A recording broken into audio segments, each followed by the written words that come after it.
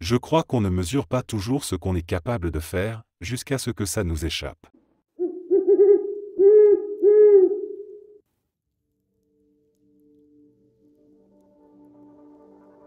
Pendant mes années de fac, je vivais en coloc avec 5 autres personnes, et au bout d'un moment, j'ai commencé à sortir avec l'une des filles de la maison. On est restés ensemble 6 mois. Un jour, je rentre chez moi et je la vois en train de faire visiter la maison à un gars, soi-disant son tuteur. Un mois plus tard, elle me largue. Et surprise, c'est ce tuteur qu'elle fréquente maintenant. Et moi, je dois vivre dans la même maison, les entendre se faire des câlins, s'embrasser, baiser. Honnêtement, c'était insupportable, note à moi-même, ne jamais sortir avec une colocataire, jamais. À chaque passage dans la salle de bain, je tombe sur sa brosse à dents. Et là, dans cet état d'esprit ultra ruminant, je me suis dit que la meilleure vengeance serait de la frotter contre la cuvette des toilettes. Ce que j'ai fait. Plusieurs fois. Pendant plusieurs semaines. À l'époque, ça me semblait juste. Mérité. Aujourd'hui, franchement, je trouve ça puéril. Et même si je ne sais pas s'il est tombé malade ou pas, je culpabilise à l'idée de ce que j'ai pu lui faire. En plus, avec le recul, c'est elle qui m'avait trahi, lui, il ne savait probablement rien du tout. C'est à elle que j'en voulais. Et j'ai reporté ma colère sur le mauvais mec.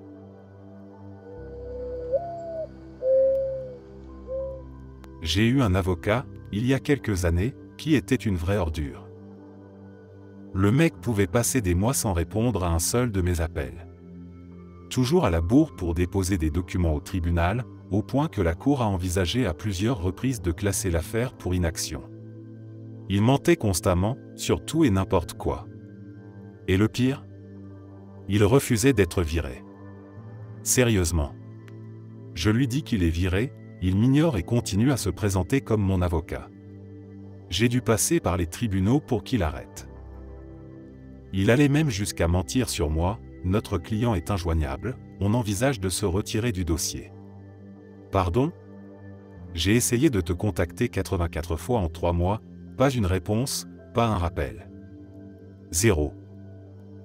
Quand j'ai enfin réussi à le virer, il m'a dit que je devais être au tribunal à une date précise, à une heure précise, qui ne m'arrangeait pas du tout, sinon le retrait officiel ne serait pas accepté. Donc je me pointe au tribunal, et là, le juge, super sympa mais complètement perplexe, me demande ce que je fais là. Je lui explique. Il me regarde et dit, limite en soupirant, « Oui, tout ça se fait par voie électronique. Je vois pas pourquoi votre avocat vous aurait dit ça, à part pour être un connard. » Autant dire qu'à ce stade, j'étais furax. J'ai rédigé une plainte de 10 pages au barreau, détaillant le comportement non professionnel de 4 avocats de ce cabinet. Le barreau a estimé que ce n'était pas un cas isolé, mais un schéma de comportement encouragé à l'échelle du cabinet. Résultat, les 4 associés principaux ont pris cher, radiation du barreau pour 5 ans, obligation de verser des indemnisations aux clients, et interdiction de pratiquer sans supervision pendant encore 5 ans à leur retour. J'ai eu un petit pincement au cœur, mais putain, j'en pouvais plus de me faire balader comme ça.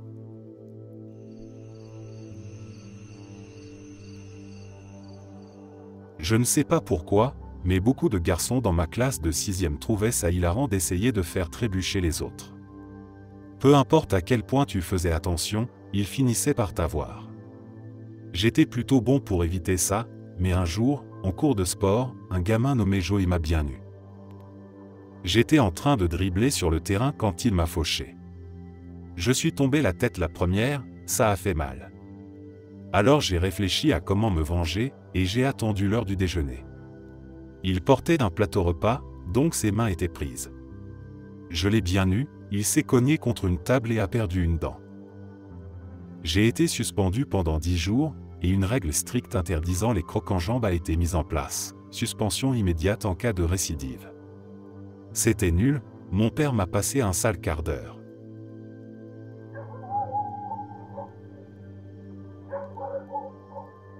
À l'école primaire, un jour, un copain m'a lancé un morceau de crête en pleine tête. En plein front. Pour le petit moi que j'étais, c'était l'humiliation totale. Tout le monde a explosé de rire, les gosses peuvent vraiment être cruels. J'ai ruminé ma revanche pendant plusieurs jours, décidé à lui rendre la monnaie de sa pièce, exactement de la même manière. Puis un jour parfait se présente, morceau de craie en main, je le vois à la distance idéale. Je crie son prénom et je lance la craie pile au moment où il se retourne. Et là, coup de chance, ou de malchance, il avait la bouche grande ouverte. La craie y entre directement, sans détour, et il se met aussitôt à s'étouffer. Ses yeux s'écarquillent, il tombe à genoux en toussant. Moi, je reste figé, horrifié, persuadé que je viens de tuer mon ami. Heureusement, quelqu'un intervient rapidement, lui tape dans le dos, et il finit par avaler la craie. Un adulte entre, je ne me souviens plus qui, me demande ce qui s'est passé. Je tremble, paniqué, et je lâche, c'était un bonbon à la menthe. Mon ami, tout aussi secoué, rigole nerveusement en disant qu'il n'a rien goûté du tout, que c'est allé direct dans la gorge. L'adulte secoue la tête, la prochaine fois, donne-lui juste normalement, et s'en va. Des années plus tard, quand j'ai déménagé à l'étranger, je lui ai reparlé de cet épisode, et je lui ai avoué toute la vérité. Il a crié, « Je le savais !»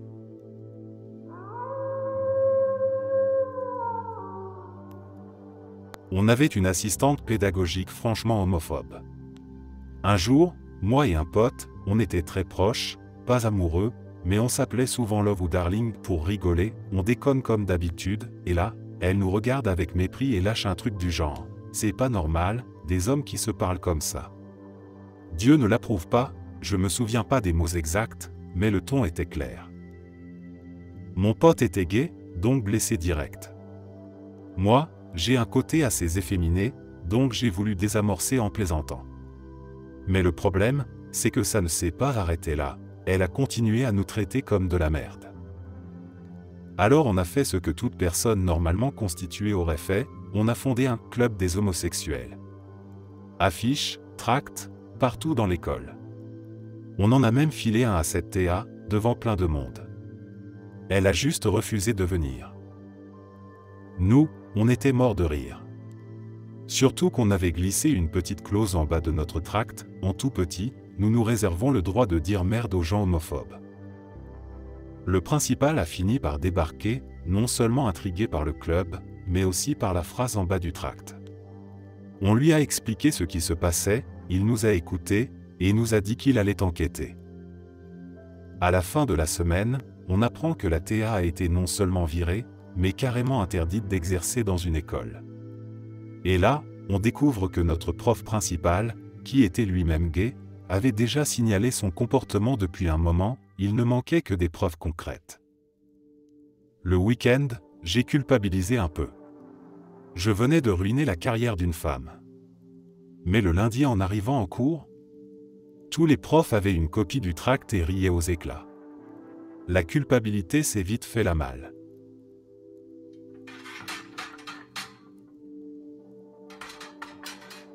Ma meilleure amie a couché avec le père de mon fils pendant que j'étais enceinte. Ensuite, elle est tombée dans la drogue et a fini en prison. J'ai appris la vérité à ce moment-là. Et ce qui rend les choses encore plus dures, c'est que, malgré tout, je l'aidais. Je soutenais sa mère pour s'occuper de ses filles, je lui écrivais chaque semaine, j'allais la voir 2 fois par semaine, je mettais de l'argent sur son compte en prison, je faisais tout ce que je pouvais. Quand j'ai découvert ce qu'elle avait fait, je lui ai écrit une lettre pour lui dire que je savais, puis j'ai coupé tout contact. Plus de visites, plus d'appels. J'ai renvoyé toutes ces lettres. Je n'ai gardé qu'un seul engagement, continuer à prendre soin de ses filles. Quand elle a été transférée dans une prison fédérale, à des centaines de kilomètres, je n'ai pas repris contact. Et lorsqu'elle a été libérée il y a environ 1 an, je ne suis pas allé la chercher, comme on l'avait prévu autrefois. Le jour où elle est venue récupérer ses filles, elles avaient peur d'elle. Aujourd'hui, je me demande si je n'ai pas été trop dur. Peut-être qu'elle n'était pas dans son état normal quand elle a fait ce qu'elle a fait. Et peut-être que moi non plus, je n'ai pas été la meilleure amie quand elle avait le plus besoin de soutien. On se reparle, maintenant. Mais je garde mes distances. Nos échanges tournent surtout autour de ses enfants. Celle-là, c'était pas une vengeance prévue, mais j'y pense encore avec un pincement au cœur. Quand j'étais gamin, j'étais super facile à effrayer avec les jumpscares, et je détestais ça. Chaque fois que quelque chose surgissait, c'était réflexe, mode panique activé, version combat ou fuite, et j'étais furieux après. Mes potes l'ont vite remarqué, alors ils en ont fait leur mission de me sauter dessus à la moindre occasion. Et même si j'avais horreur de ça, j'étais un fan absolu d'Halloween. Chaque année, j'organisais une grosse fête autour de cette date-là. Évidemment, Halloween était le moment où mes potes faisaient tout pour me faire flipper au point de me faire détaler. Et ça a marché plus d'une fois quand on avait moins de 9 ans. Mais l'année de mes 10 ans, quelque chose a changé et aucun de nous ne l'a vu venir. Comme d'habitude, grosse fête d'Halloween à la maison, tout le monde est là, ambiance au top. À un moment, je pars aux toilettes et mon pote, appelons-le Aaron, se faufile derrière moi pour se planquer dans l'ombre d'une porte. Quand je ressors, il bondit et m'attrape le bras pour me faire peur. Sauf que ce soir-là, le mode fuite de ma réponse instinctive était désactivé. Je me retourne d'un coup et, sans réfléchir, je lui balance un direct dans la figure. C'était de l'instinct pur. Juste après le coup, je réalise ce que je viens de faire et je panique. Aaron arrache son masque, se tient le visage, et grogne, enfin, c'est ce que je croyais. Je crie pour appeler mon père, persuadé que j'ai cassé le nez de mon pote. Tout le monde rapplique, mon père allume la lumière du couloir, et là, on découvre Aaron, le visage couvert de sang. L'horreur. Je commence à m'excuser à toute vitesse, persuadé d'avoir commis l'irréparable. Mais au fur et à mesure, je comprends que ce ne sont pas des gémissements, c'est des rires. Il chope la main avec laquelle je l'ai frappé, crie « Pourquoi tu t'excuses ?» C'était trop stylé, me lève le bras comme si j'avais gagné un combat de boxe, et raconte à tout le monde à quel point c'était badass de ma part d'avoir réagi comme ça. Aaron, c'était vraiment un mec cool. Il trouvait ça génial que j'ai enfin osé me défendre. Mon père l'a aidé à se nettoyer, mais lui a voulu garder son costume plein de sang, et a vérifié son nez. Pas cassé, heureusement. Mais malgré tout, à chaque fois que je repense à cette soirée et à la vision de son visage en sang, j'ai toujours une petite boule au ventre. J'ai eu de la chance qu'il le prenne aussi bien. Et je lui en serai toujours reconnaissant.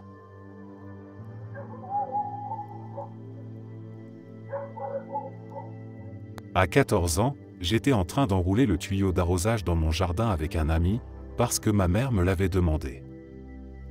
Les deux filles d'un accent grave côté jouaient dans leur jardin et sont venues nous parler. L'une avait environ 12 ans, l'autre autour de 7. La plus grande s'est retrouvée debout sur le tuyau, et je lui ai demandé de bouger. Elle ne l'a pas fait. Alors j'ai tiré fort sur le tuyau pour la faire tomber. Là, la petite de 7 ans s'est mise à hurler comme si on l'assassinait et s'est jetée sur moi, pour me mordre le ventre. Elle ne voulait pas lâcher, et j'ai vu mon t-shirt commencer à se tacher de sang.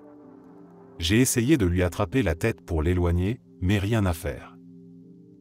Alors, j'ai fini par lui mettre un coup de poing directement dans l'œil. J'en suis pas fier, pas du tout, mais je voyais pas d'autre solution. Le pire, c'est que la maison appartenait à une église locale, celle où je faisais du scoutisme. Tout le monde a su très vite que j'avais collé un œil au beurre noir à une gamine de 7 ans. Mais personne ne s'est soucié de pourquoi.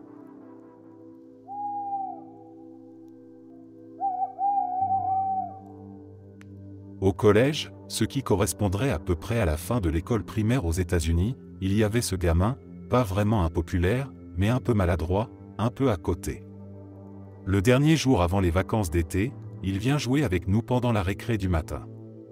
Ça dérape gentiment en petite bagarre, du chahut-quoi, rien de bien méchant.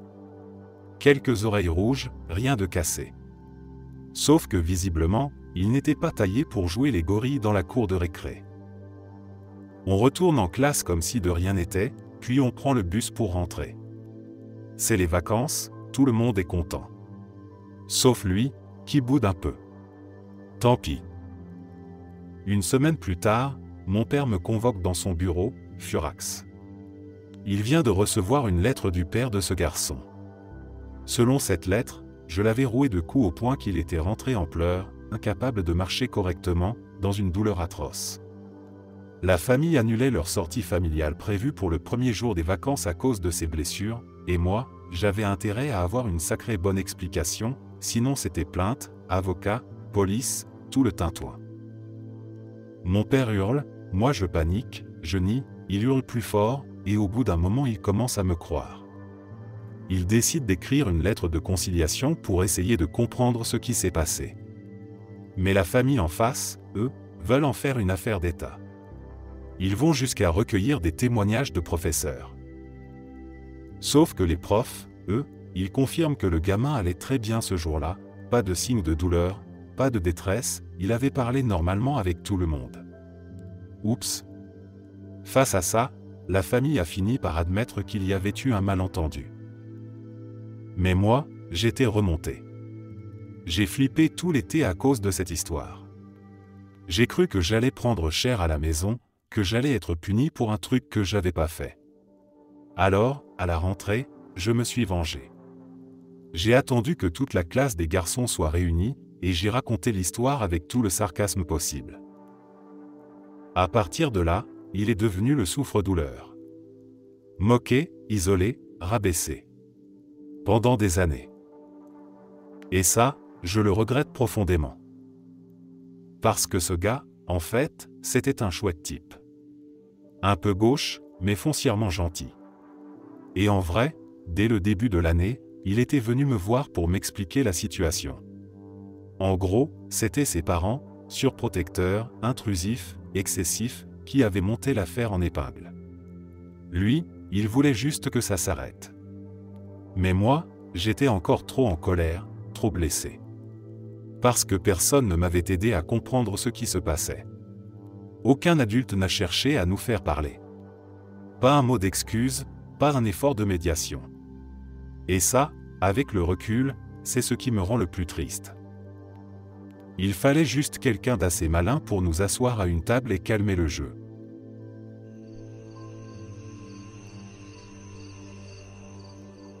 Quand j'étais gamin, j'étais à une rivière locale, un super coin pour se baigner, plein de monde venait là. Mon ami me pousse dans l'eau, et évidemment je ressors en toussant, le visage un peu rouge, mais c'était juste pour rire. Toute la journée, j'ai mijoté ma revanche, attendant le bon moment pour la pousser à mon tour. Finalement, elle était au bord de la rivière, en train de se sécher. Je l'ai poussée, mais à cause de ses mouvements désordonnés et des rochers glissants, elle a glissé sur place. Au lieu de tomber simplement dans l'eau, elle a atterri sur le dos, durement, contre les rochers, avant de finir dans la rivière. Elle avait le souffle coupé, mais heureusement rien de grave. Nos parents étaient furieux contre moi, et pendant les quelques secondes qu'il a fallu pour la sortir de là, qui m'ont paru une éternité, je n'avais qu'une seule pensée, pourvu que je ne lui ai pas cassé le dos. Revanche notée 2 sur 10. À ne pas refaire.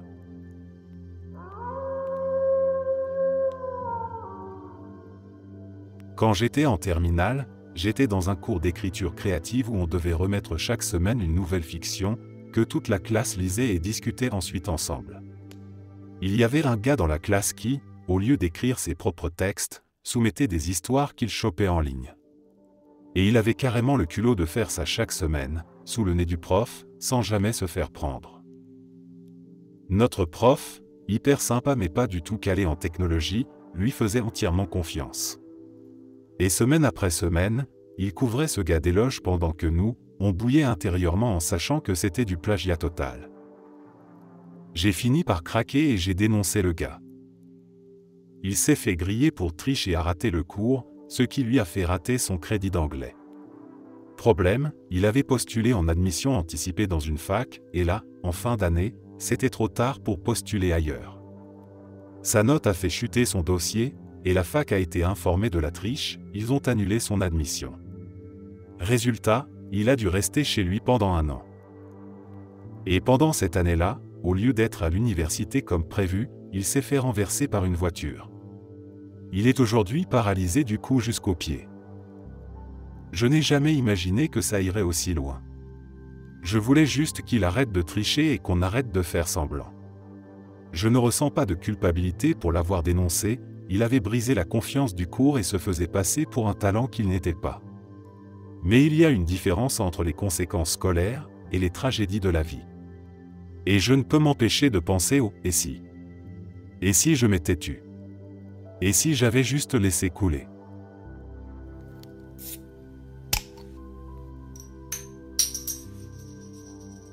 Quand j'avais 7 ou 8 ans, il y avait une fille à l'école qui était vraiment insupportable, appelons-la Cindy. Cindy courait vers toi pour t'arracher les cheveux, te piquait ton jouet pendant que tu jouais, mangeait ton goûter à la récré. Bref, une vraie peste. Un jour, à la fin de la récré, elle m'a encore tiré les cheveux et en a arraché une mèche. Là, c'en était trop. Pendant que la maîtresse appelait les élèves pour rentrer et ne regardait pas de notre côté, j'ai attrapé Cindy par ses couettes et je l'ai traînée jusqu'au toboggan. La cour avait un coin un peu bizarre avec une sorte d'espace fermé, au milieu de 3 petits ponts en triangle, un coin où on allait parfois se cacher quand on jouait à cache-cache. Les plus grands pouvaient grimper pour sortir, mais Cindy, trop petite, ne pouvait pas.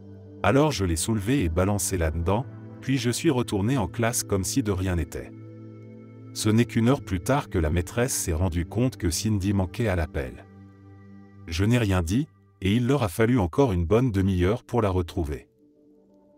J'ai eu des ennuis, bien sûr, une semaine dans le bureau du directeur, et mon Game Boy confisqué pendant 1 mois. Mais Cindy, elle, ne m'a plus jamais embêté.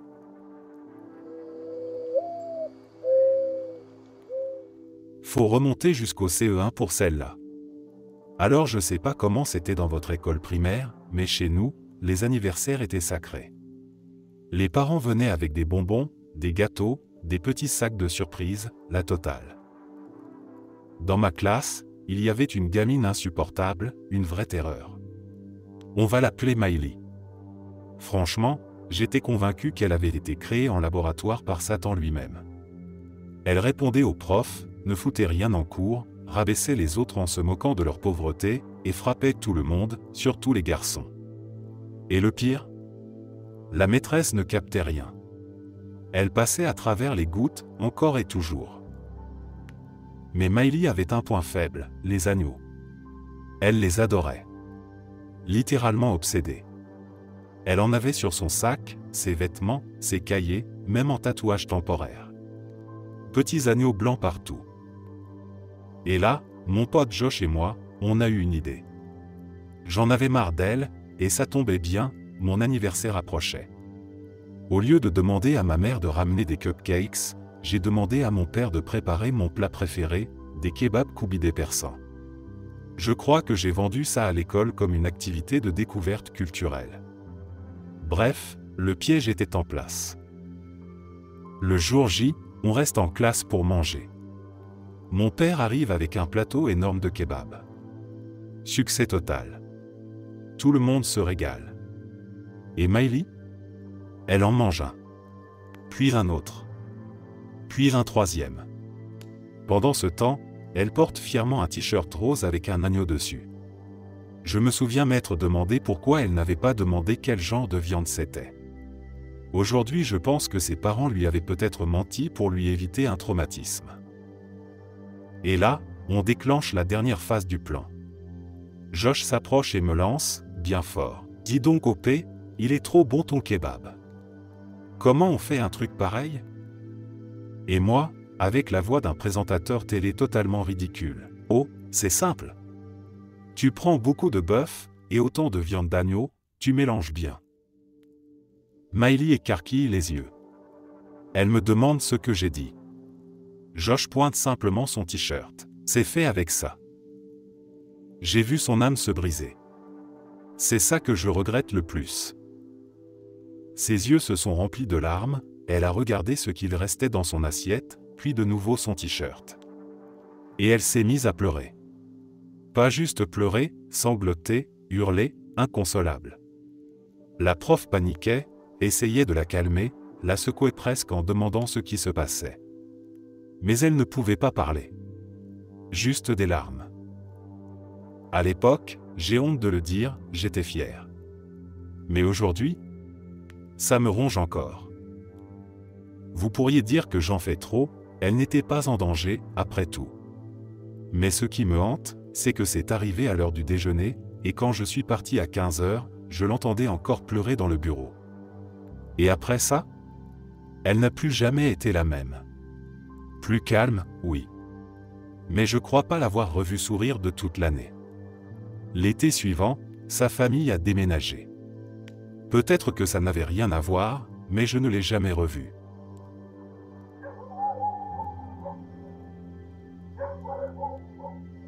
Un soir, pendant ma première semaine à la fac, un mec complètement bourré s'est pointé sur mon perron. C'était la semaine d'accueil, donc tout le monde faisait la fête, mais lui, il était dans un état lamentable. J'ai essayé de le calmer, de lui dire de partir, mais il a fini par monter sur mon perron et m'a lancé un coup. J'ai esquivé et je l'ai repoussé. Le problème, c'est qu'il était trop saoul pour garder l'équilibre, il a trébuché et s'est éclaté la tête contre le trottoir. C'était brutal, du sang, des dents, j'ai eu peur qu'il soit gravement blessé. Heureusement, il a repris conscience assez vite. Finalement, c'est lui qui s'est fait embarquer par la police.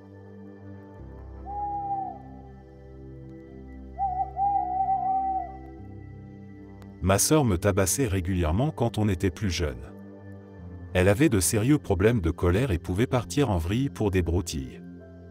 Une fois, j'ai allumé la lumière pendant qu'elle essayait de dormir, elle m'a sauté dessus, et j'ai fini par aller au bal de promo couvert de bleu. Pendant toutes ces années, je ne lui ai jamais rendu ses coups. J'étais un gamin très sensible, et chaque fois que j'essayais de me défendre, je finissais en larmes à dire à ma mère que j'aimais ma sœur et que je ne voulais pas lui faire de mal. Après mon bac, elle s'était un peu calmée, mais elle avait encore des accès de rage. Un soir, en rentrant d'une petite fête, elle s'est remise à péter un plomb pour un truc complètement stupide. On arrive à la maison, on sort de la voiture, et je lui dis que je vais rentrer en voiture chez moi. Elle commence à dire que je suis trop saoul, alors que j'avais juste bu 2 ou 3 bières miniatures. Elle m'attrape par l'arrière du t-shirt, et là, hors de moi, je me retourne d'un coup, poing en avant, pour la frapper, je visais son bras, un truc pas trop violent. Mais elle hurle aussitôt et s'écroule. Du sang gicle partout. Elle trace une traînée en courant dans la maison, réveille nos parents. J'apprends ensuite que je lui ai pété le nez, et pas à moitié. Mais mes parents, eux, n'en revenaient pas que ce soit moi qui l'ai frappée, et ils ont vite compris qu'elle avait dû vraiment me pousser à bout. Après toutes les années où elle me cognait dessus, ça leur paraissait évident que c'était pas arrivé pour rien. Moi, j'étais effondré. J'ai pleuré, j'ai essayé de m'excuser, mais elle a quand même fini à l'hôpital. Et aujourd'hui? Franchement, j'en ai plus vraiment de remords. Elle n'a jamais payé la facture de l'hôpital, pensant pouvoir me faire culpabiliser pour que je la paie. Elle me le rabâche encore, prétendant que c'est à cause de ça que son crédit est ruiné et que les agences de recouvrement la harcèlent. Je paierai pas considère ça comme un remboursement pour toutes les années de coups.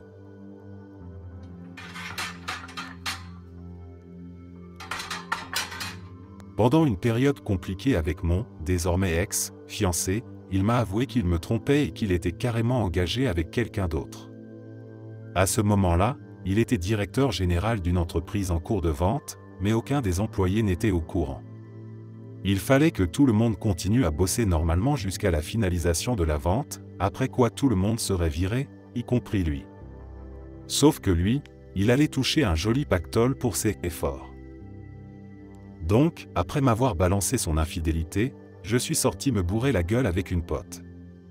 Rentré chez moi ce soir-là, encore bien éméché, j'ai appelé les boîtes vocales de tous les employés et laissé un message expliquant exactement ce qui allait leur arriver, et ce qui était en train de se tramer dans leur dos.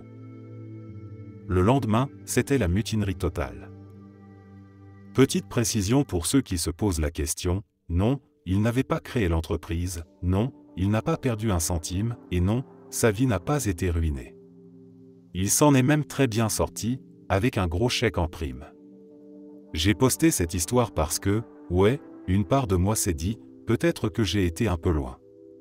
Mais franchement, c'était une trahison de plus, et j'en avais ras-le-bol.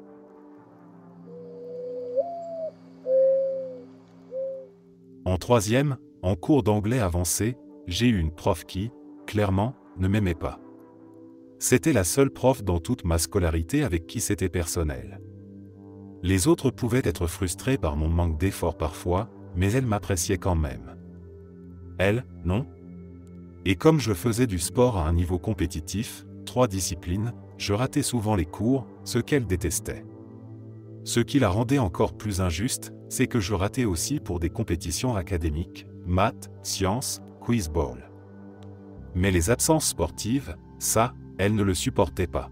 Elle nous surchargeait de devoirs exprès les lendemains de matchs à l'extérieur, et, par hasard, c'était les seuls jours où elle les notait systématiquement.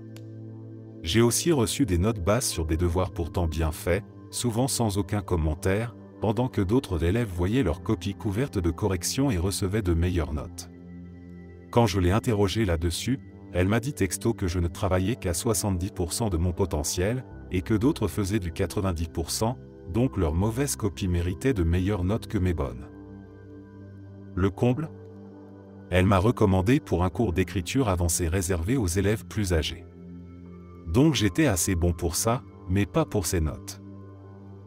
À la fin de l'année, elle a proposé une option de rattrapage, aller voir Antigone dans une fac locale, écrire un texte de 2500 mots, y joindre le billet et le programme, et rendre le tout un lundi, le seul week-end de représentation.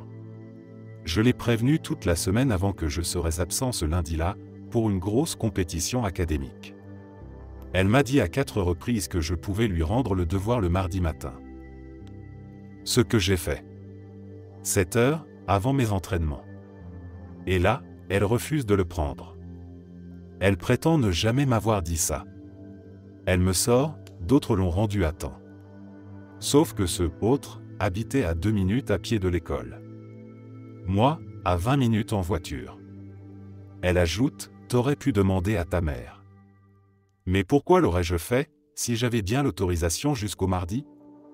Et pour finir, t'aurais pu finir le devoir lundi soir. Je lui montre alors les métadonnées du fichier Word, dernière sauvegarde samedi après-midi. Rien n'y fait. Elle refuse de me mettre les points. Résultat, j'ai perdu mon temps, 25 $ de billets, ma mère a dû faire 3 allers-retours pour m'emmener à la pièce, et elle était furieuse aussi. Et comme si ça ne suffisait pas, elle s'en vantait, personne n'avait jamais eu 20/20 à son examen final. Elle était fière d'être la prof la plus dure. En vérité, elle adorait juste les montagnes de devoirs inutiles. Le dernier jour de cours, elle demande à toute la classe « Quel est votre plus grand souhait ?» Je réponds « Avoir un A à l'examen final ». Elle rigole et balance « Et moi, je souhaite $1 million et ne plus jamais avoir à te voir ». L'examen arrive, sans question plus une question bonus de 5 points, du genre « Que as-tu appris ? Que as-tu préféré ? etc. » J'ai fini les 100 questions en 20 minutes. Alors pendant 40 minutes, j'ai vidé mon sac dans la question bonus. J'ai dit que je ne savais pas ce que j'avais appris, que je n'avais jamais eu de vrai retour sur mes écrits, que ma partie préférée du cours c'était quand c'était fini. J'ai rappelé plein d'injustices, et terminé en disant qu'elle était la pire prof que j'ai jamais eue et qu'elle tirait toute l'école vers le bas. Quand la cloche a sonné, j'étais le seul sur 110 élèves à sortir à leur pile. Plus tard, elle me retrouve en pleurs, tenant mon devoir, et me dit d'aller au bureau du principal. Elle y débarque avec ma mère, elle l'a tirée en plein milieu de sa surveillance d'examen, et fond littéralement en larmes pendant qu'elle crie. Après que j'ai tout raconté au principal, des choses que ma mère connaissait déjà, il lui demande, la question bonus valait combien? Elle dit, 5 points. Il répond, alors ne les lui donne pas. J'ai eu 98 au lieu de 103. J'ai raté 2 questions. Le second meilleur score? 81. Pensant se venger, elle m'a ensuite enlevé 10 points sur un devoir vieux de plusieurs mois. Résultat, 94,4 de moyenne, soit un B. Je ne pouvais pas prouver la modification, juste ma propre feuille de calcul. Mais cet été-là, l'école est passée à une notation sur 10 points. Mon 94,4 est devenu un A. Mieux encore, elle a été obligée de faire valider tous ses devoirs à l'avance par la direction, de permettre les rendus numériques, et 2 ans plus tard, elle a été virée. Plusieurs élèves se sont plaints et, cette fois, l'administration a réalisé que ce n'était pas juste des ados qui râlent contre une prof exigeante. Je ne m'attendais pas à ce que tout cela mène à son licenciement. Mais franchement, elle l'avait bien cherché.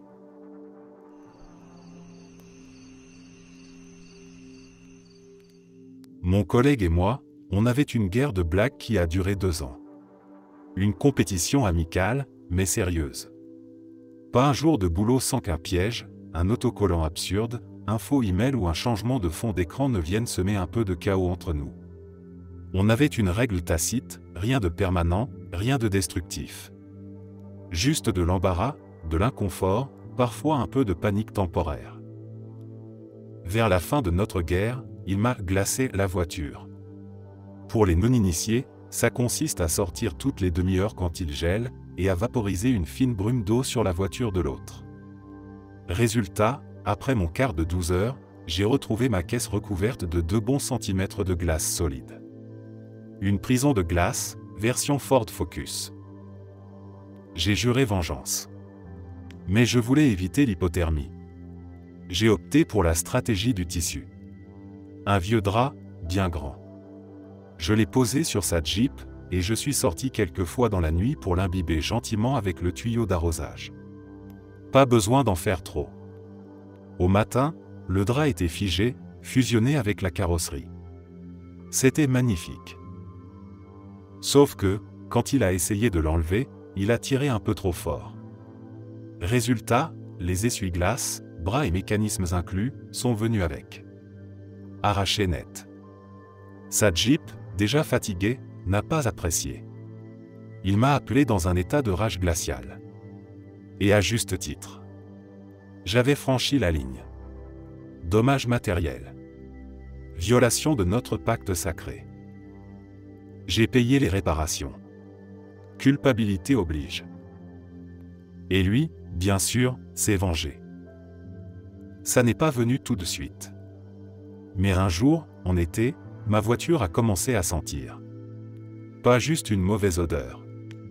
Un truc ancien. Humide. Mort. J'ai tout nettoyé. Rien trouvé. Puis l'odeur revenait, encore plus forte. J'ai passé des semaines à chercher. Sous les sièges. Dans la boîte à gants. Même dans les aérations. Ce n'est qu'au bout de 6 mois que j'ai trouvé le dernier morceau. Un petit filet de hareng fumé, niché sous le tapis, juste au bord de la lunette arrière. Là où jamais personne ne regarde. Il avait planqué une douzaine de morceaux dans la voiture. Une vraie opération militaire. Du poisson froid, invisible mais omniprésent. Même aujourd'hui, quand j'y repense, j'ai l'odeur qui revient en mémoire. Et je n'ai même plus cette voiture. La guerre a pris fin là-dessus. On a déclaré une trêve. Mais je garde toujours un œil sur lui. On ne sait jamais.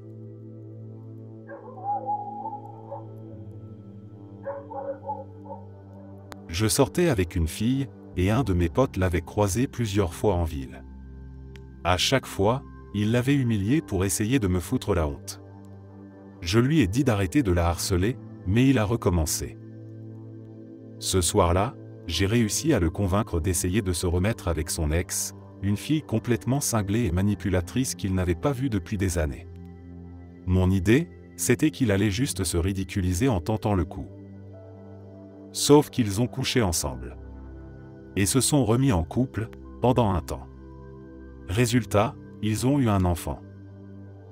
Aujourd'hui, ce sont 2 parents célibataires, complètement paumés, et pas du tout faits pour ça.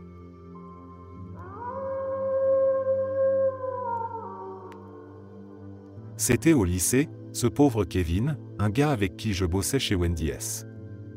Il avait quelques années de plus que moi, un peu plus costaud, des tatouages crades sur le cou, et, apparemment, il était en semi-liberté après avoir fait de la prison. Il jouait au dur, essayait de m'intimider chaque fois qu'on bossait ensemble. Il balançait des saletés sans raison, s'approchait très près de mon visage, bombe le torse, les bras tirés en arrière comme s'il allait me coller une droite. Le plus énervant, c'était quand il me faisait un faux coup de poing dans la figure, puis rigolait en balançant une vacherie. Je m'entendais bien avec presque tout le monde au taf, et lui aussi un peu, mais entre nous, ça collait pas du tout. Un jour, la tension était tellement évidente que tous les collègues parlaient d'un éventuel combat entre nous. J'ai nié, je voulais garder mon job, mais visiblement, le destin en avait décidé autrement. Premier incident, la porte arrière. Il y avait une grande porte à l'arrière du resto, avec un Judas. Elle ne s'ouvrait que de l'intérieur. Dehors, on devait sonner avec un bouton. Kevin était enfermé dehors et, visiblement, il en avait marre d'attendre. Au lieu de sonner une fois ou deux, il restait appuyé en continu sur la sonnette, et tout le monde à l'intérieur devenait dingue. Moi, je courais à l'arrière pour aller chercher des cartons lourds. En passant, je voulais ouvrir la porte tout en les portant. J'essaie de pousser la porte avec l'épaule, mais elle ne bouge pas. Alors je crie, « Écarte-toi, je vais te mettre un coup de pied », mais il n'a rien entendu à cause de la sonnerie. Je balance un coup de pied bien sec à la Spartiate dans la porte. Elle s'ouvre de quelques centimètres, puis se referme aussitôt. Je recommence. Cette fois, elle s'ouvre, et derrière, je découvre Kevin, le visage éclaté. Il essayait de regarder dans le Judas pile au moment où j'ai frappé. Son nez était explosé, le bout presque collé à la joue, enflé, violet, les yeux gonflés. Il était furax. J'ai commencé à m'excuser, à reculer, mais il m'a foncé dessus comme un singe enragé. On a été rapidement séparés par les collègues. On m'a dit d'aller devant m'occuper des frites, et de ne plus mettre les pieds à l'arrière tant que Kevin n'était pas parti à l'hôpital. Mais ce n'était pas fini. Moins de 10 minutes plus tard. Je bossais aux frites, donc je retirais les paniers en métal de l'huile bouillante pour les vider dans un bac. Tout le monde parlait de ce qui venait d'arriver. Et voilà que Kevin repasse par là sur le chemin de l'hôpital. Il vient droit vers moi pour me provoquer une dernière fois. Il tente encore son mouvement signature, me faire croire qu'il allait me frapper. Par réflexe, je lui rends l'appareil avec le panier que j'ai en main. Je ne le touche pas, mais j'avais oublié les gouttes d'huile bouillante encore accrochées au panier. En bougeant le panier, des gouttelettes brûlantes ont giclé sur son visage et son cou. Je venais de lui casser le nez par accident, et maintenant je lui balançais de l'huile brûlante, par accident. Là, c'était parti. On s'est battu, au sol. J'étais lutteur, alors son nez, déjà en miettes, a encore bien frotté contre le carrelage crasseux pendant quelques secondes avant qu'on nous sépare. Il est retourné à l'hôpital. Moi, on m'a renvoyé chez moi. Et c'est tout. Pas de plainte, pas de sanction. Plus jamais programmé avec Kevin. Même pas un rapport ou un papier à signer pour ces deux bagarres violentes dans la même journée. Je me suis senti vraiment mal, mais en même temps, un peu justifié. Les deux incidents étaient des accidents honnêtes, qui n'auraient jamais eu lieu si Kevin n'avait pas été un tel abruti. Mais bon, le résultat était quand même sacrément extrême.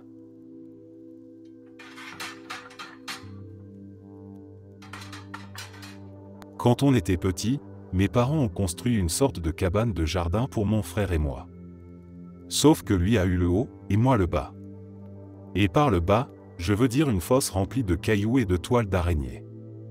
L'accès aux cordes et aux échelles se faisait par le haut, et lui, il avait une petite table, des trucs à lui, bref, le luxe. Un jour, on mangeait dehors et j'ai voulu monter pour déjeuner avec lui. Comme d'habitude, il m'a dit non. Alors j'ai grimpé à l'échelle, et je lui ai lancé ma cuillère. Elle l'a touché à la tête et lui a carrément ouvert le crâne. Il a saigné. Aujourd'hui, on s'entend bien, donc j'ai un petit fond de culpabilité quand j'y repense. Mais honnêtement, il était vraiment odieux avec moi, et mes parents aussi, d'ailleurs, quand j'étais gamin. Alors sur le moment, ça m'a presque fait du bien. J'avais 11 ans, et mon frère Mike en avait 16. Comme beaucoup de frères, on se disputait souvent, mais avec nous, c'était rarement juste verbal. Ça finissait en course-poursuite, en bagarre, en cris, parfois en larmes.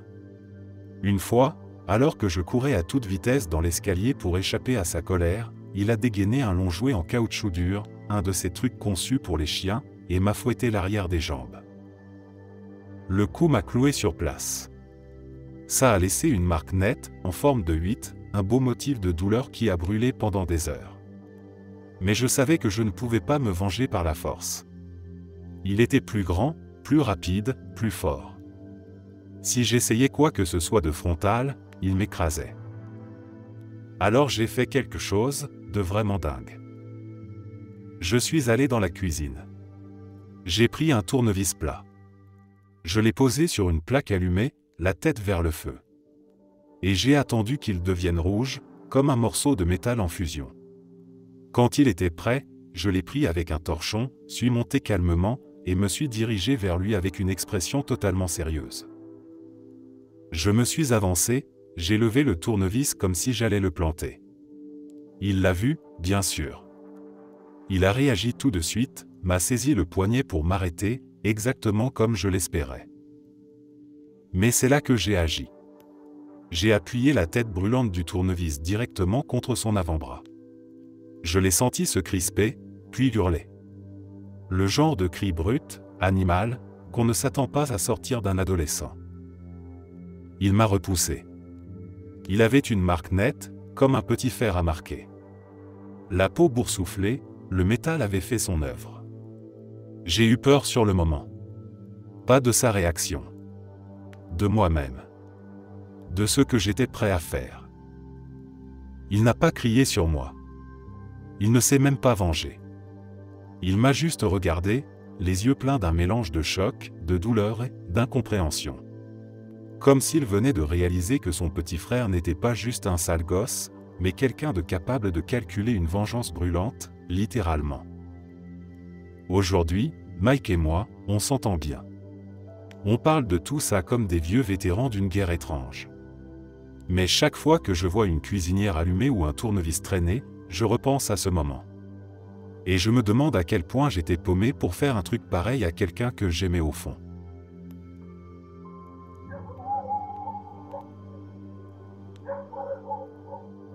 Au collège, j'avais un harceleur, appelons-le Chuck. Il avait redoublé 2 fois, donc il était plus vieux que nous de 2 ans. En 6e, c'était déjà un grand gaillard de 8e. Et un vrai cauchemar. Il terrorisait la moitié de la classe, mais c'est moi qu'il visait le plus souvent. Tout le monde le détestait. Un jour, il m'a attrapé par le sac et m'a balancé contre les casiers. Je suis rentré chez moi en larmes. Mon père m'a dit, « T'inquiète. Des mecs comme lui, un jour, ils changeront l'huile de ta voiture. » Un mois plus tard, en cours d'art plastique, le prof s'absente. Chuck recommence à me menacer. Cette fois, j'en peux plus. Je lui lâche un truc du genre, « Vas-y Chuck, j'en ai rien à faire. Batte-moi. T'es plus grand que tout le monde ici, tu pourrais battre n'importe qui. Personne va se moquer de moi, parce que c'est pas un exploit. Alors vas-y, fais-toi plaisir. » Et là, miracle. Toute la classe commence à me soutenir. À se foutre de lui. À l'insulter. Je revois encore son regard paniqué. Il tremblait, il balbutiait, « Ferme-la, j'en ai marre de t'entendre parler. T'es trop con. » Sentant que j'avais l'avantage, j'ai continué. Je lui ai dit qu'il était débile, que ses parents ne l'aimaient pas, qu'il avait redoublé 2 fois parce qu'il était trop nul. Et là, la phrase finale sort toute seule. « On s'en fout que tu puisses nous taper, Chuck. Un jour, tu changeras mon huile. » Pile à ce moment, j'ai compris que je venais de trop en faire. Il allait me massacrer. Heureusement, le prof est revenu dans la classe à ce moment précis, a senti la tension, et l'a envoyé de l'autre côté de la salle. Sauvé par le gong. Avance rapide, 7 ou 8 ans plus tard. Je suis en 2e année à la fac, de retour chez moi pour le week-end. Je vais faire une vidange. Tout est normal, jusqu'à ce qu'un type entre dans la salle d'attente avec mon filtre à air à la main. C'était Chuck. Il ne m'a pas reconnu, mais moi si. Il me dit, « Monsieur, votre filtre est bien encrassé, vous voulez qu'on le remplace ?» Et là, je l'ai vu. Le gars usé, dans un atelier surchauffé en plein été, crasseux, fatigué. Et j'ai repensé à la phrase que j'avais sortie, celle de mon père. Il changeait littéralement mon huile. J'ai eu un pincement au cœur. Pas de vengeance, pas de satisfaction. Juste une grosse boule de malaise.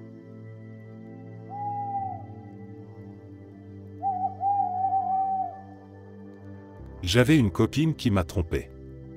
Quand je l'ai confrontée, je lui ai laissé la chance d'être honnête et de réparer les choses, mais elle a menti en bloc. Et après que je l'ai quittée, elle a commencé à me harceler. On avait 17 ans, donc tout ça prenait des proportions dramatiques, mais je l'aimais vraiment et ce qu'elle m'a fait m'a profondément blessé. Cela dit, j'étais clair, c'était terminé, et je ne voulais rien réparer. Elle ne voulait pas l'entendre. Je lui ai demandé poliment de me laisser tranquille. Puis moins poliment. Puis je lui ai carrément dit d'aller se faire voir.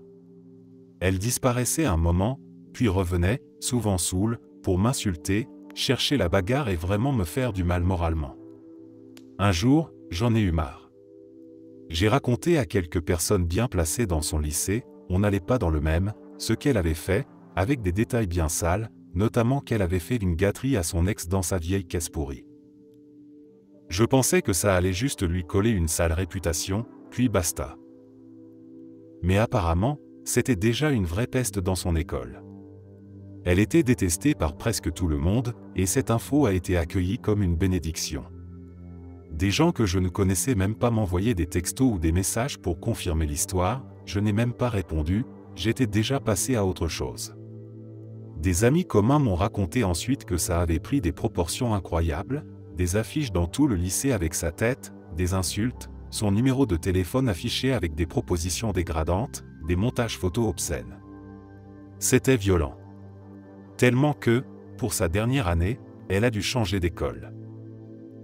J'ai eu un peu de remords. Si j'avais su que ça irait aussi loin, je l'aurais peut-être gardé pour moi. Mais en même temps, elle m'avait fait très mal, refusé de me laisser tranquille pendant des mois malgré toutes les chances que je lui avais données, et les autres n'avaient réagi aussi férocement que parce qu'elle était déjà haïe. Bref, je ne sais toujours pas quoi en penser. Ce n'était pas ce que je voulais, mais je ne peux pas dire qu'elle ne l'a pas cherché non plus.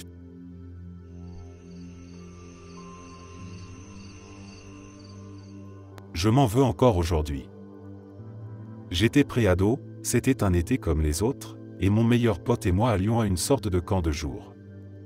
Le genre où un vieux bus scolaire jaune vient te chercher le matin et te ramène l'après-midi. Et sur ce bus, il y avait un gamin plus jeune, que je vais appeler Eli. Eli, c'était un cauchemar. Il criait sans raison, il crachait sur les sièges, il simulait des trucs bizarres sur les dossiers, foutait le bordel partout, tirait les cheveux des autres, faisait le pitre à en rendre fou un moine bouddhiste. Le trajet durait à peine 20 minutes, mais c'était les 20 pires minutes de ma journée. Tous les jours. Alors j'ai eu une idée. Une idée de gosse, mais qui me paraissait géniale à l'époque. J'ai cherché son nom dans l'annuaire. Et un soir, j'ai appelé chez lui en imitant la voix d'un animateur du camp. J'ai dit à sa mère qu'il se comportait très mal dans le bus, que c'était un vrai problème, et que s'il ne se calmait pas, il allait être puni ou exclu du camp. Elle a pris l'info très au sérieux.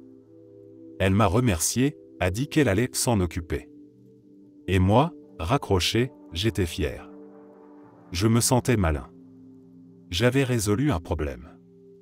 J'allais enfin pouvoir respirer dans ce bus. Le lendemain, Eli est monté dans le bus. Silencieux. Tête baissée. Un œil au beurre noir. Je me souviens encore du choc. J'ai compris tout de suite que c'était moi. Que c'était à cause de mon coup de fil.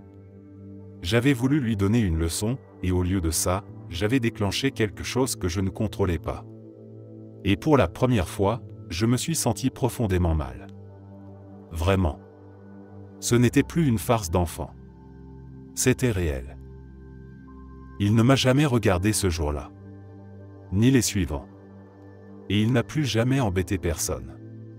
Mais pas parce qu'il avait appris sa leçon. C'est juste qu'il n'était plus lui-même. C'est comme si quelqu'un avait éteint quelque chose chez lui.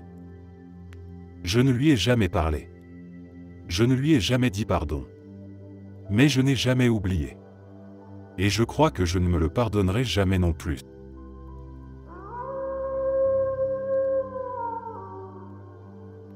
Une fille a embouti ma voiture et s'est barrée sans laisser de mots. Heureusement, un témoin a vu la scène et a pu donner assez d'infos pour que la police la retrouve. Quand on m'a demandé si je voulais porter plainte, j'ai dit oui, sans hésiter. Il s'est avéré qu'elle n'avait ni permis, ni assurance. Elle a essayé de contester les accusations, mais au final elle a été poursuivie par mon assurance, condamnée à me verser des indemnités via le tribunal, et elle a pris 4 chefs d'accusation au total, chacun accompagné d'une amende plutôt salée. Elle avait 18 ans, était mère célibataire. Et, ouais, à la fin, j'ai vraiment culpabilisé. Petite précision, les dégâts n'étaient pas énormes. Un petit enfoncement et une grosse rayure, rien que du cosmétique. Ma franchise était faible, mais l'assurance a quand même déboursé près de 3 000 €. Ma voiture a plus de 10 ans, et elle avait déjà quelques éraflures. En vrai, si elle ne s'était pas enfuie, je n'aurais probablement même pas fait réparer. Mais voilà, c'est justement le fait qu'elle ait fui qui m'a mis en rogne, et c'est cette colère qui m'a poussé à aller au bout. J'étais totalement dans une démarche de vengeance. Et au final, sa vie a été sérieusement bousillée à cause de ça. Ce qu'elle a fait n'était pas excusable, c'est clair, mais je comprends aussi qu'elle est paniquée. Elle était jeune, sans ressources, et a fait un très mauvais choix sur le moment. Le fait qu'elle soit mère célibataire n'efface pas ses torts, mais ça me fait quand même de la peine. Élever un enfant seul, peu importe le genre, c'est déjà extrêmement dur, ajouter des frais judiciaires par-dessus, c'est carrément brutal.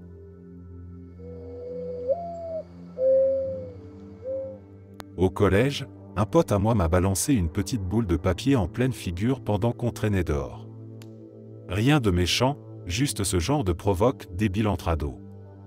Sur le coup, je voulais répliquer, mais j'avais rien sous la main. Alors j'ai fait ce que tout gamin impulsif ferait, j'ai attrapé la première chose au sol près de mes pieds. C'était un peu de boue, du moins c'est ce que je croyais. Je le vise. Je lance. Et paf, en plein visage. Une réussite parfaite en termes de visée. Sauf que ce n'était pas de la boue. C'était une généreuse portion de merde de chien, collée sous ma semelle depuis on ne sait quand. L'impact a été net, violent, et surtout puant. Son visage a changé en une fraction de seconde, choc, horreur, puis colère pure. Il s'est figé, en train d'essuyer son visage avec les manches de son sweat, en marmonnant des insultes que je n'avais jamais entendues sortir de sa bouche. Et puis il a crié, cette phrase qui m'est restée gravée dans le cerveau depuis. « Sérieux, mec ? Moi je te balance du papier et toi tu me balances de la merde ?» Il n'y avait rien à répondre. C'était disproportionné. Brutal. Injustifiable. Il m'a pas parlé pendant 2 jours. Puis il est revenu comme si de rien n'était, avec un regard qui disait « On est quitte, mais fais gaffe à toi ». J'ai jamais osé lui demander comment il avait réussi à enlever l'odeur de ses cheveux ce jour-là.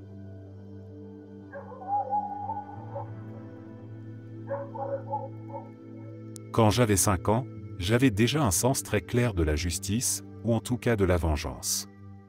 Il y avait cette voisine, une dame plus âgée, qui me détestait ouvertement. Elle fronçait les sourcils dès que je passais devant chez elle, me lançait des remarques sèches, me disait de faire moins de bruit ou de jouer ailleurs. Bref, elle m'avait pris en grippe pour une raison que je ne comprenais pas, mais qui me semblait gravement injuste. Un jour, elle m'a crié dessus alors que je jouais à la craie devant la buanderie commune. Et là, quelque chose en moi s'est cassé. Pas de tristesse. Pas de peur. Un feu froid de revanche de petit enfant. Je l'ai vu sortir de la buanderie après avoir mis son linge dans la machine. Et l'idée est venue. Sans hésiter. Je suis rentré, j'ai fermé la porte, j'ai regardé la machine, et j'ai littéralement grimpé dessus. Je ne sais pas exactement comment j'ai fait, ni à quoi je pensais vraiment, mais je me suis accroupi là, et j'ai déféqué directement sur ses vêtements trempés. Une vengeance brutale. Pure. Préhistorique. Puis je suis ressorti, comme si de rien n'était. Je n'ai jamais su ce qui s'est passé ensuite. Est-ce qu'elle a ouvert la machine et crié? Est-ce qu'elle a pensé que c'était un animal? Est-ce qu'elle a lavé à nouveau ou tout jeté? Mystère total. Mais une chose est sûre, elle ne m'a plus jamais crié dessus. Je n'ai jamais raconté cette histoire à personne. Jusqu'à maintenant.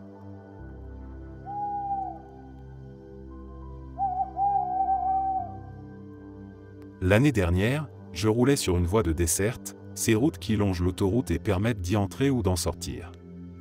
Je respectais la limite, 80 km/h environ, quand un abruti déboule derrière moi à fond, facile à 110. Plutôt que de me doubler, il me colle, allume ses pleins phares et klaxonne comme un cinglé. Pas question d'accélérer pour lui faire plaisir. De toute façon, mon tournant arrivait. Alors j'ai pris mon virage très lentement, histoire de bien l'agacer. Coup de chance, il prenait le même. Quand il s'est mis dans l'autre voie pour me doubler enfin, j'ai accéléré légèrement, comme si j'allais l'empêcher de passer. Il a appuyé encore plus fort sur l'accélérateur, et là, j'ai relâché. Ce qu'il ne savait pas, c'est qu'un peu plus loin, il y avait une énorme bosse dans la route. Il l'a prise à pleine vitesse. Sa voiture a littéralement décollé d'un bon 30 cm. À l'atterrissage, gerbe d'étincelles et pare-chocs qui pendouillent. Il s'est aussitôt arrêté sur le bas-côté. Je me suis senti un peu mal sur le moment, j'aurais pu causer un accident grave. Mais au fond, j'espère qu'il a retenu la leçon.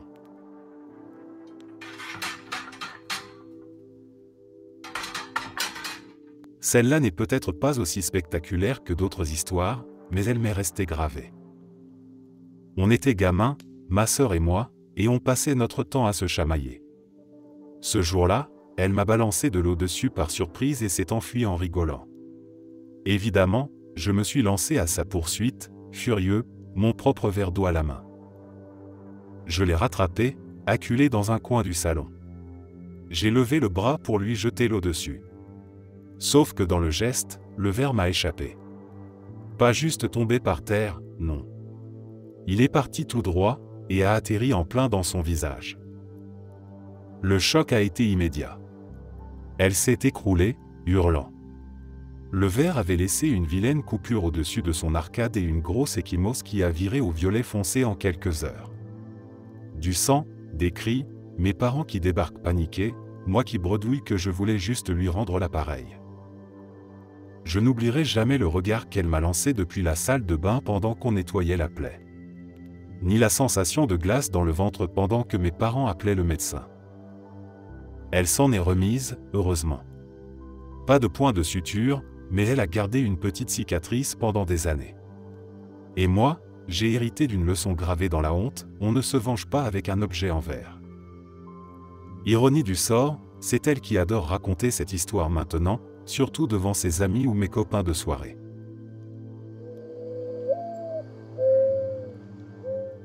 J'ai fait virer une collègue pour incompétence. Mon manager refusait de s'en occuper, alors j'ai passé 3 mois à documenter scrupuleusement toutes ses erreurs. Une fois le dossier bien ficelé, je suis allé voir le directeur directement, résultat, elle a été virée. Honnêtement, elle n'était pas du tout qualifiée pour le poste qu'on occupait. En plus, elle avait une attitude insupportable la plupart du temps.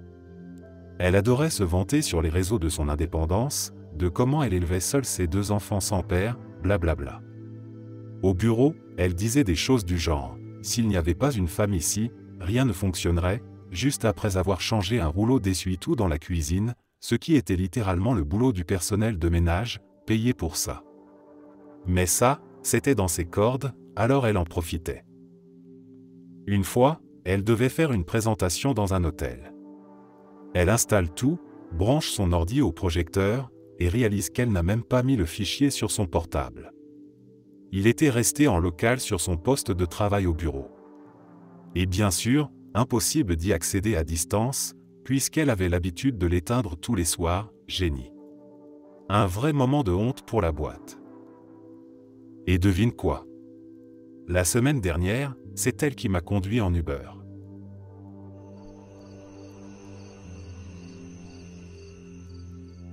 Un jour, un de nos voisins s'en est pris à mon petit frère. Il s'est permis une remarque cruelle sur son poids, balancée avec toute la mesquinerie dont un adulte frustré est capable. Mon frère n'a rien dit, il a baissé les yeux, honteux.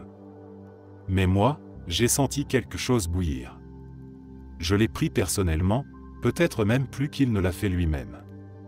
C'était pas juste une insulte, c'était une attaque. J'étais trop jeune pour confronter un adulte sans me faire dégommer, alors j'ai réfléchi. Je voulais me venger, mais sans qu'on puisse me relier au truc. C'est là que j'ai eu une idée sournoise.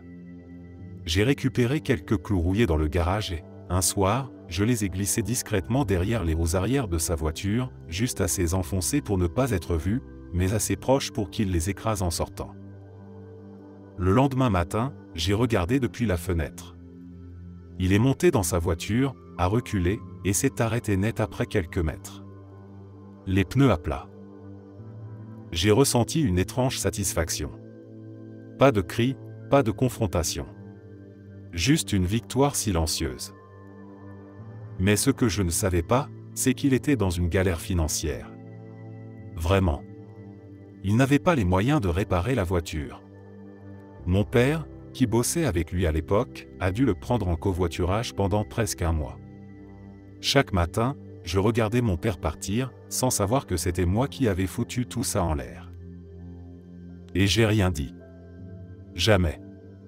Ni à mon père, ni à mon frère, ni à personne. Je crois que j'ai trop honte pour ça.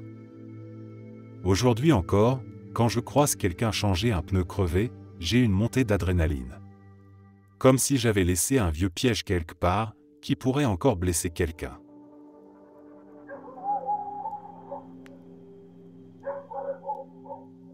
Mon grand frère a toujours été assez horrible avec moi quand j'étais enfant, et mes parents n'ont jamais vraiment fait grand-chose à ce sujet. En plus, il était beaucoup plus costaud que moi, donc je ne pouvais pas me défendre physiquement, sinon, j'avais droit direct à une prise de soumission. Un jour, j'en ai juste eu marre. Ma revanche? Il jouait à Rome, Total War environ 6 heures par jour depuis 3 semaines. J'ai lancé une nouvelle partie et j'ai écrasé sa sauvegarde. Je n'ai jamais vu une telle fureur. Sur le moment, je l'ai regretté parce qu'il était tellement en colère que ça m'a fait peur, et il m'a encore plus détesté après ça. Mais aujourd'hui, je félicite mon moi de 13 ans d'avoir visé là où ça faisait clairement le plus mal.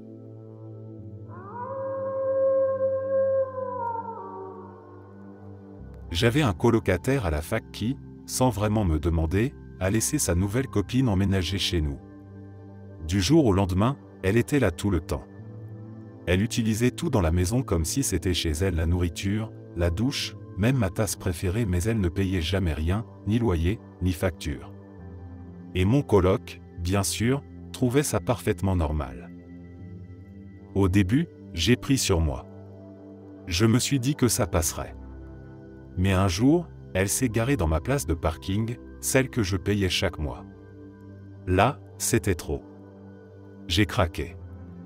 Une nuit, j'ai descendu les 4 étages jusqu'au parking avec une aiguille à coudre planquée dans ma manche, et j'ai doucement vidé l'air de chacun de ses pneus. Pas de crevaison, juste totalement à plat. L'idée, c'était qu'elle galère un peu, qu'elle comprenne qu'elle ne pouvait pas tout se permettre. Mais le lendemain, au lieu d'aller regonfler ses pneus, elle panique complètement et décide de faire remorquer la voiture au garage. 2 jours plus tard, j'apprends qu'elle a fait changer tous les pneus. 4 pneus neufs, pour rien. J'ai failli m'étouffer de rire, mais je n'ai jamais avoué. Ni à elle, ni à mon coloc. Ce qui est drôle, c'est qu'après ça, elle a bizarrement arrêté de venir aussi souvent. Et ma place de parking? Jamais plus personne n'a osé s'y mettre. Mission accomplie.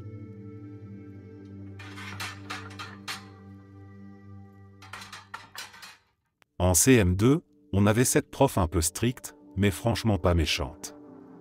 Un jour, elle nous a donné une quantité absurde de devoirs.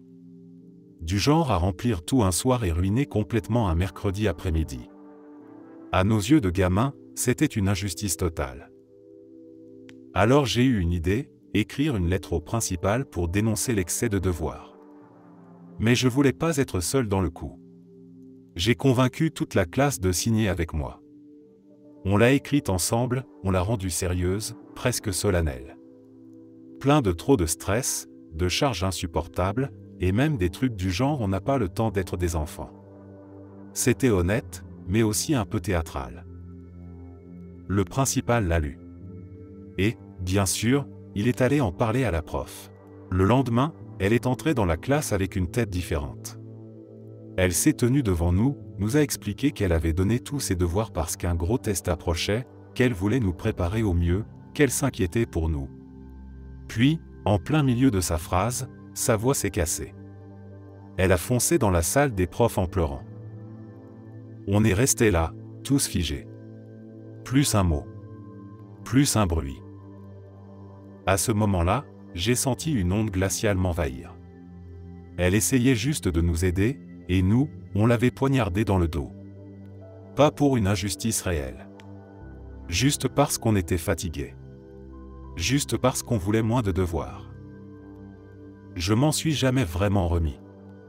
J'ai essayé de lui dire pardon un jour, des années plus tard, quand je suis retombé sur elle dans un supermarché. Elle m'a reconnu, a souri, et m'a demandé ce que je devenais. Elle n'a pas mentionné l'incident. Peut-être qu'elle avait oublié. Ou peut-être qu'elle m'a juste pardonné depuis longtemps. Mais moi, je me souviens. Et je crois que c'est bien. Parce que parfois, on apprend ce qu'est la culpabilité, en blessant quelqu'un qui ne méritait rien de tout ça. Mon grand-père, c'était le genre de type à l'ancienne. Pas méchant, mais dur. Il avait ce regard un peu fatigué de ceux qui ont vu trop de choses, et une manière bien à lui de te préparer à la vie. Avant ma première semaine de maternelle, il m'a pris à part et m'a dit, très sérieusement, « Si quelqu'un te cherche, tu règles ça sur le champ. Tu ne laisses personne t'écraser, jamais. » C'était pas un conseil. C'était un ordre. Alors quand, à 5 ans à peine, un gamin de CE1 a commencé à me bousculer dans la cour, à me bloquer le passage, à m'empêcher de rentrer en classe, j'ai pensé à mon grand-père.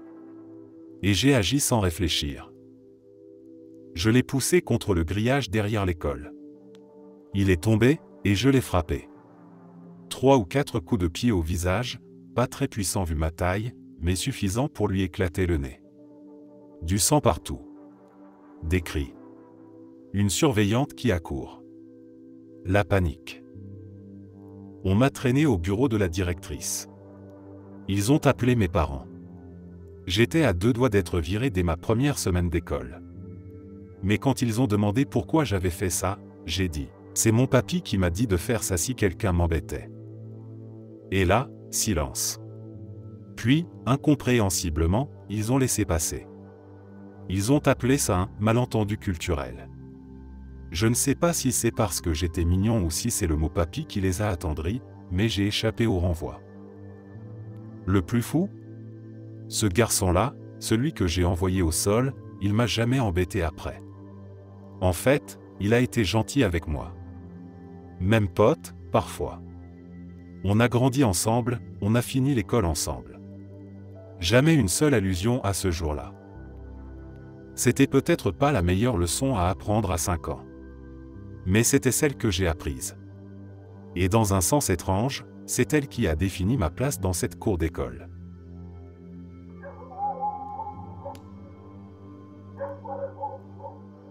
C'est une histoire lourde, clairement pas anodine. Ce genre de situation mêle trahison, douleur, et conséquences très réelles pour plusieurs vies. Tu étais pris dans quelque chose de secret, de risqué, et quand tout a basculé, ça s'est transformé en guerre. Ce qu'elle a fait t'accuser de choses aussi graves pour se couvrir, c'est grave, destructeur. Et ta réponse a été brutale, mais réfléchie. Calculée. Tu as choisi de riposter non pas avec des mots ou la justice, mais avec la vérité, nue, envoyée directement à celui qu'elle essayait de protéger. Ce qui a suivi, c'est le genre de scène qu'on imagine dans un film. Un mari trahi qui débarque, furieux, les preuves à la main, les enfants témoins d'un éclatement qu'ils ne comprendront sans doute que bien plus tard. Elle a tout perdu, son emploi, sa famille, sa réputation. Mais ce que cette histoire dit aussi, c'est que la vengeance, même quand elle semble justifiée, laisse souvent un arrière-goût amer. Peut-être que tu te dis que tu n'avais pas le choix. Que tu devais te défendre. Et c'est probablement vrai. Mais entre les lettres, les cris, les enfants qu'on arrache à leur mère, il ne reste plus grand-chose d'humain à la fin.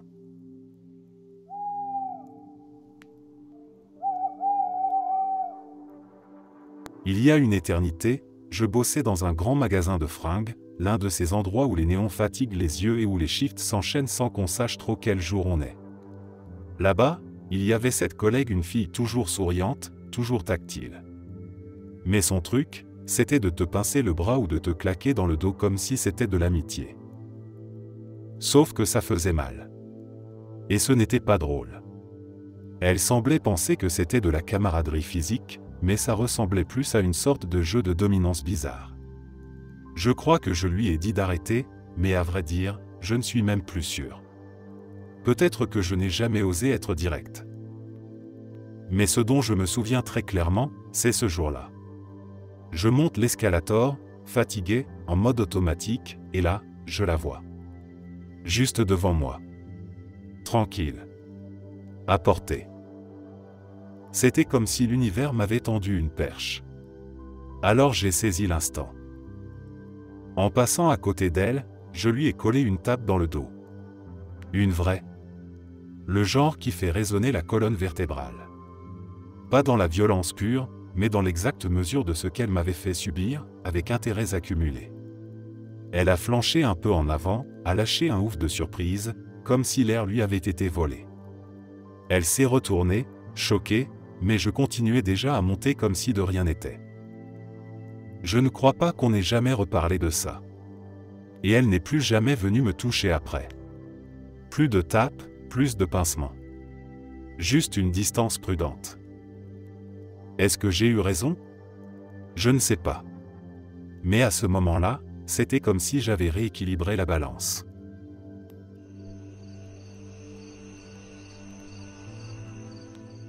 À l'école primaire, il y avait un gosse qui me harcelait souvent.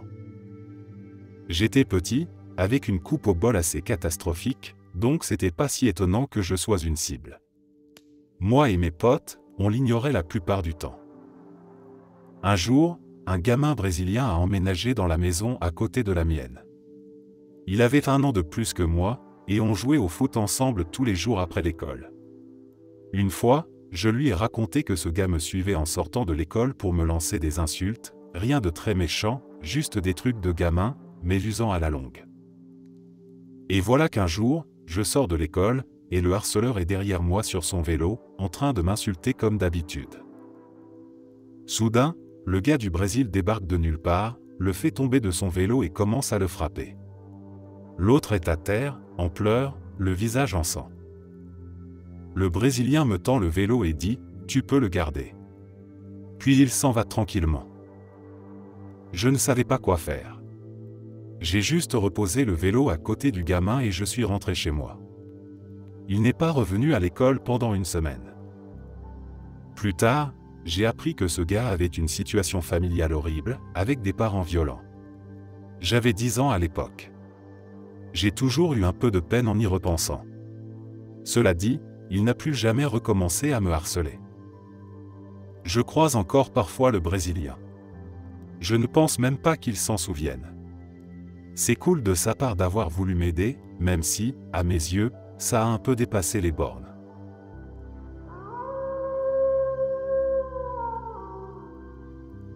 On rentrait de l'école, mon frère et moi à pied, pendant que nos 2 cousines faisaient les malignes à vélo. Elles tournaient autour de nous comme des vautours, balançaient des moqueries parce qu'on n'avait pas de vélo, qu'on devait marcher comme des losers. Rien de nouveau, en vrai. Ces deux-là trouvaient toujours un prétexte pour nous rabaisser. Mais ce jour-là, une d'elles est allée trop loin. Sans prévenir, elle a craché sur moi en passant. Pas un petit crachat de gamin provocateur, un vrai, direct sur mon bras.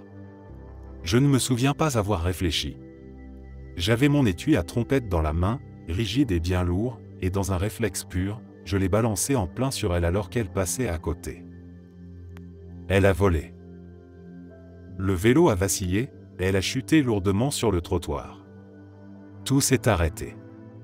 Son bras tordu bizarrement, ses cris, le sang qui commençait à couler de son coude. J'étais figé. Je savais que je venais de faire quelque chose de grave. Elle pleurait, hurlait, et je me sentais vide. Pas fier. Pas même soulagé. Juste coupable. Surtout parce que c'était la première fois, et la dernière, que je frappais une fille. Mais le plus étrange, c'est ce qui est arrivé ensuite. Quand on est arrivé chez nous, on a raconté ce qui s'était passé. On a tout dit. Les moqueries, le crachat, le réflexe. Et personne ne m'a engueulé. Pas un. Toute la famille savait comment elle était, comment elle me cherchait en permanence, et même si personne n'a dit bien joué, il y avait comme un silence approbateur. Mon grand-père a levé les yeux de son journal, m'a regardé un instant, puis a simplement hoché la tête. Elle a gardé le bras dans le plâtre pendant 6 semaines. Et notre relation n'a plus jamais été la même. On s'est évité. Elle n'a plus jamais craché sur moi. Elle n'a même plus jamais fait de remarques. C'était fini. Mais moi, je n'ai jamais vraiment digéré. Même si j'avais été provoqué, même si elle l'avait cherché, je me revois toujours dans ce moment, ce claquement d'étui, son cri, sa chute. Je crois qu'on ne mesure pas toujours ce qu'on est capable de faire, jusqu'à ce que ça nous échappe. Merci d'être resté jusqu'à la fin. N'oubliez pas d'aimer la vidéo, de vous abonner et de partager vos propres histoires en commentaire. On se retrouve demain à la même heure devant ce feu.